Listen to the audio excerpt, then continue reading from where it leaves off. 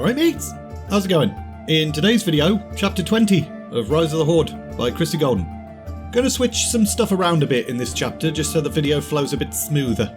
Let's go! We have to abandon the city. Have it standing empty when the Orcs descend. Then the lust that consumes the Orcs will not even be sated temporarily. They will catch our scent and track us down. Those who flee will die. They must believe that they have slain most of us. And in order for them to believe that, it must be true. Velen stared at Lara here in horror. You would have me send my people to knowingly be slaughtered. All but a handful of us know what we fled on Argus. We remember it. We remember what Kil'jaeden did. We will happily die to preserve even a handful of our race uncorrupted. If the Orcs believe they have slain us, Kil'jaeden will be satisfied. He will depart, and the Orcs will suffer greatly. I know. They will, and I have no doubt that they will continue to track us down. But the methods they use to track a few dozen of us will be different than a few hundred. It is to our advantage to appear as scattered and helpless as possible. It is easy for you to speak so, but the decision is not yours, Lara here. It is mine. I must be the one to say you and your family will come with me and live. But you, and you, and you must stay behind and let demon-crazed Orcs tear you to pieces. The army of Orcs charged down the trail, burning with the desire to destroy anything and everything. Some of them even punched rocks as they passed them. Because why not? Fucking rocks. And during that charge, Durotan was more afraid of his own people than he was the prospect of whatever awaited them inside Shattrath. He was cold with sweat and shaking in his boots. But he wasn't afraid for his own safety. He was afraid of the future.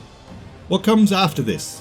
Because it was highly unlikely that these new green twisted Orcs were just going to chill out sipping Mai Tais once the Draenor were gone. The Orcish army continued to race forward, right up until they were about a mile outside the city. They'd been ordered to assemble in a clearing, but they'd been told that the Horde's war engines would be waiting for them, and they weren't.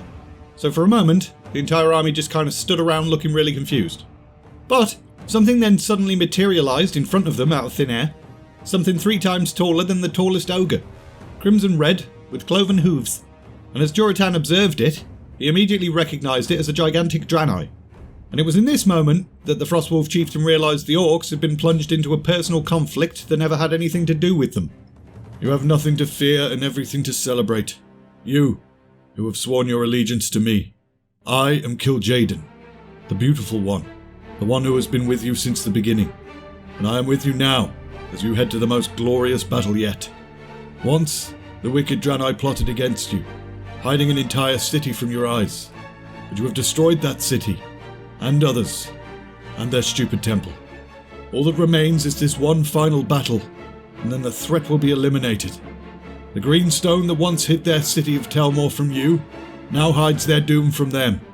Kil'jaeden then muttered those familiar hibbledy-jibbedy words, dispelling an illusion that had been shrouding dozens of catapults, battering rams, etc., as well as a whole bunch of ogres that looked very confused about where they'd just been. There is more. The big red Draenor then waved his hand, causing the warlocks within the army to suddenly cry out and grasp their heads for a moment. But that soon passed, and then they all looked extremely pleased with themselves. Some new spells. Use them well. Now, finish this. And that was that. The bloodthirsty Orcs leapt into motion, pushing the siege weapons forward with a strength that Durotan had never before seen them display. But even before the machines were manoeuvred into position, the walls that protected Shattrath were under attack. Enormous green glowing rocks fell from the sky and slammed into and outside the city, with creatures rising from the craters that appeared to be made from the same strange green glowing stone. And it didn't take long at all for the combined might of Orcs, Ogres, War Machines and Infernals to bring the outer walls of the city down. The tide of crazed Orcs then swarmed through the breach, but Durotan stayed where he was, outside the city, watching as the Orcs fought and killed and died. This was madness. There was no strategy, no attempt at defence. It was nothing more than murder and slaughter, dealing death and receiving it. In fact, some of the Orcs were just blindly running into dead ends where traps had been laid like complete idiots. Dozens, if not hundreds of Orcs would die this night, and the city itself would be rendered unlivable. Absolute madness. Meanwhile, they swarm like insects. Indeed, it's glorious. So, what's next? Next? There is no next. At least not here. The Orcs have fulfilled their purpose. They burn with your blood, my friend. It will consume them eventually, unless they have an outlet for it. And once the Draenor are gone, they won't have an outlet for it. Well, probably for the best that this is over. Our command mutters that you're wasting time, and our master wishes us elsewhere. I suppose Sargeras has been very patient with me. Shame. I would have liked to have stuck around long enough to see them gut Velen. Ah well, enough to know that it happened. Let us leave this place. And then Kil'jaeden gestured, and both he and the Pit Lord disappeared. What do you mean he was not there? What I said. We scoured the city. Velen was nowhere to be found. Perhaps an overeager grunt found him first and mutilated the body? Possible. Even likely. But from what you told me, even if his body had been hacked to pieces, Velen could not have been mistaken for an ordinary Draenor.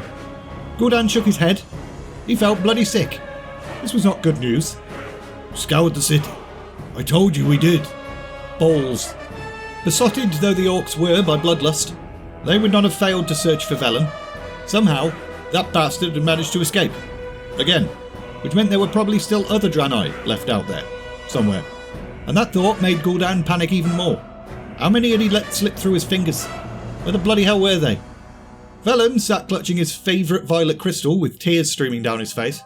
He'd spoken with each of his people that he'd chosen to send to die, embraced them, and blessed them. He'd taken items that meant something to them and promised that those things would survive. And he'd watched as they'd marched off, to enclose themselves behind a walled city and wait for slaughter. And then he'd watched as the city fell, and there was absolutely nothing he could do about it. The only good news was that the Orcs did not know about the Zangarmarsh.